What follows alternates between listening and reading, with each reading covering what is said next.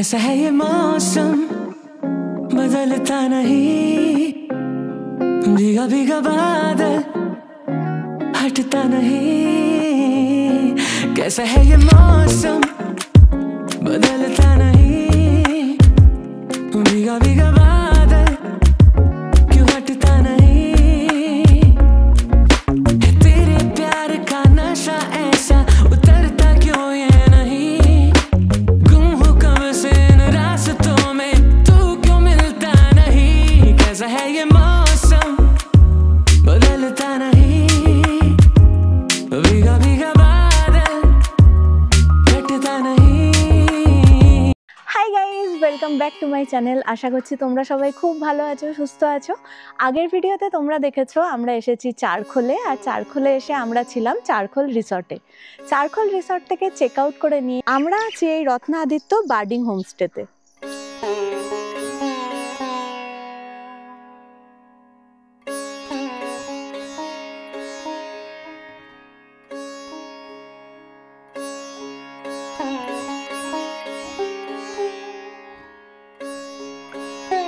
আসার পরে এখানে রয়েছে একটা খুব সুন্দর গৌতম বুদ্ধের স্ট্যাচু। আর্টিফিশিয়াল ঘাস দিয়ে দেখো এখানে ভীষণ সুন্দর একটা বসার জায়গা করা রয়েছে। এখানে খুব সুন্দরভাবে দেখো ফুলের গাছ দিয়ে সাজানো আছে। এটা হচ্ছে ড্রয়িং রুম, এখানে টিভিও রয়েছে, অনেকে এখানে বসে গল্প আড্ডা দিতে পারো।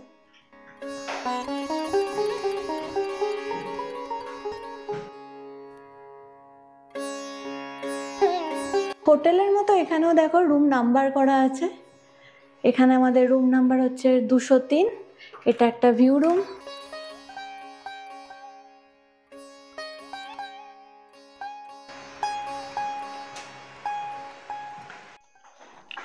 তো এটা হলো আমাদের রুম। রুমটা কিন্তু পুরোটাই উডেন, মানে ফ্লোরটাও দেখতে পাচ্ছ, ফ্লোরটাও কিন্তু উডেন। এখানে রয়েছে আমাদের বেড। বেডটা তো কিং সাইজ আর বেশ সুন্দর। বেডের সামনে এখানে রয়েছে সোফা, এখানে একটা চেয়ার রয়েছে, আর এখানে টেবিলও রয়েছে। এখানে রুমের সাথে ইলেকট্রিক কেটেলও দেওয়া আছে একটা, আর একটা জলের বোতল দিয়েছে। এখানে টাওয়েল আর সাবান রাখা আছে। এটা হলো ওয়াশরুম। ওয়াশরুমটা কিন্তু খুবই ছোট। এখানে বেসিন রয়েছে, কমোড রয়েছে। রুম থেকে তো বাইরের ভিউটা খুব সুন্দর দেখা যাচ্ছে। এখানে রয়েছে একটা ব্যালকনি। দেখো মেঘগুলো কিভাবে সবাই শেষে আস্তে আস্তে করে ঢেকে দিয়ে যাচ্ছে। এই হোমস্টেতে পরিষ্কার আকাশ থাকলে খুব ভালোভাবে তোমরা কাঞ্চনজঙ্ঘাও দেখতে পাবে।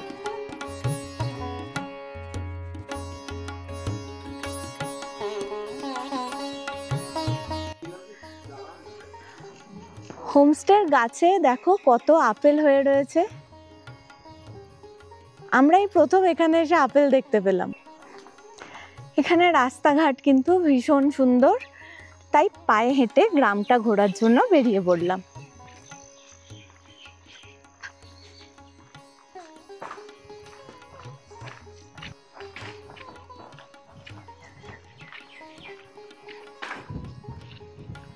একদম শান্ত নিরিবিলি ভীষণ সুন্দর জায়গা হচ্ছে চারখোল। এখানে তোমরা অনেক হোমস্টে পেয়ে যাবে।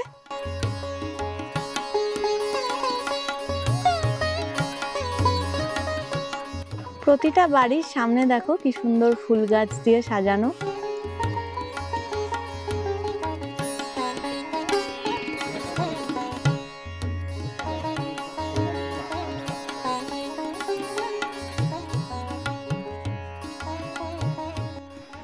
এখানে ভুট্টার চাষ হয়েছে।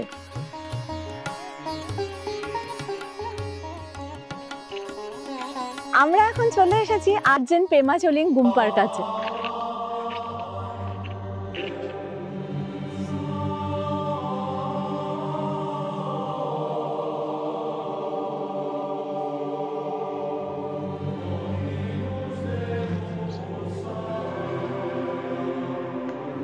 গুম্পা বন্ধ থাকায় আমরা ভেতরে ঢুকতে পারলাম না। আমরা এবার ফিরে যাচ্ছি আমাদের হোমস্টেতে।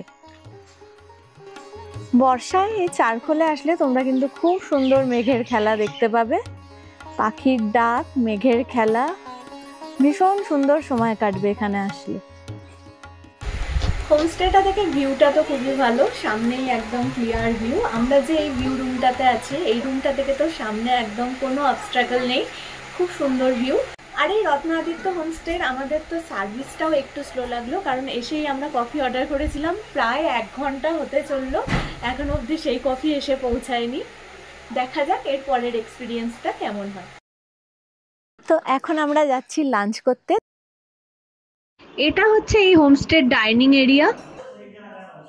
তো এখানে তো আমাদের লাঞ্চ চলে এসেছে। লাঞ্চে এখানে আছে আলু ভাজা, ভাত, ডিমের তরকারি, ডাল, একটা সবজি আছে ফুলকপি আলু দিয়ে, আর এখানে আছে একটা শাক, সাথে এখানে আমাদের স্যালাডও চলে এসেছে।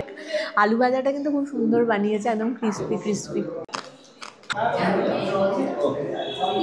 আলু ভাজা দিয়েই মনে হয় আমার সব ভাতটা খাওয়া হয়ে যাবে।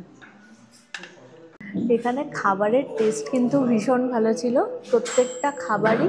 তো আমরা একদম পুরো পরিষ্কার করে সব খেয়ে নিয়েছি, বিশেষ করে ডাল আলু ভাজাটা তো আমার ভীষণ ভালো লেগেছে। লাঞ্চ করে একটু রেস্ট নিয়ে আমরা বেরিয়ে পড়লাম চারপাশটা ঘুরে দেখতে।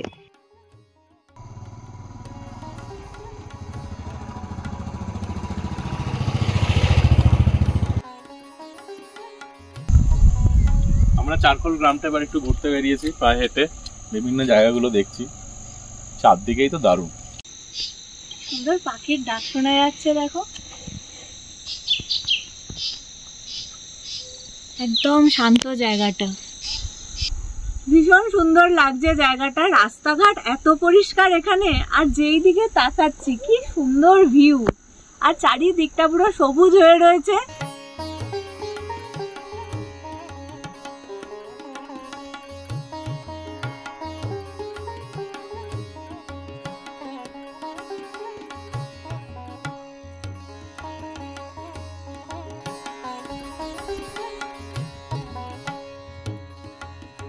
এখানে দেখো চাকুম চুকুম বলে একটা দোকান রয়েছে, এখান থেকে আমরা চাটা খেলাম।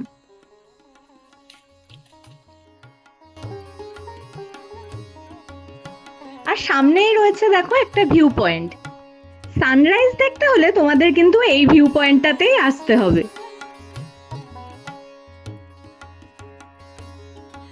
আস্তে আস্তে এখানে সন্ধে নেমে আসলো।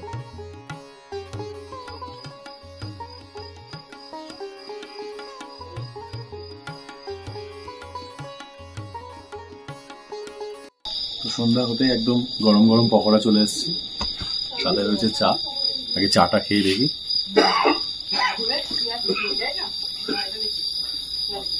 খুব সুন্দর, পাহাড়ের চায়ের একটা আলাদা টেস্ট আছে। এই হোমস্টেটা দেখতে তো বেশ ভালো, তবে হোমস্টেতে যে একটা হোমলি ব্যাপার থাকে সেটা কিন্তু এখানে একেবারেই নেই, কিছুটা হোটেল টাইপের বলতে পারো।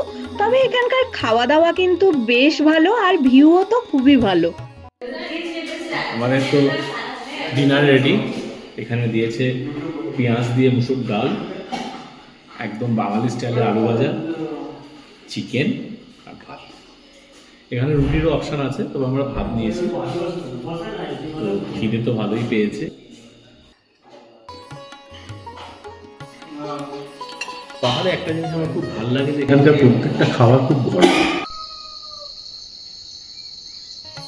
সকালে কিন্তু এখানে বেশ একটা হালকা ঠান্ডা রয়েছে।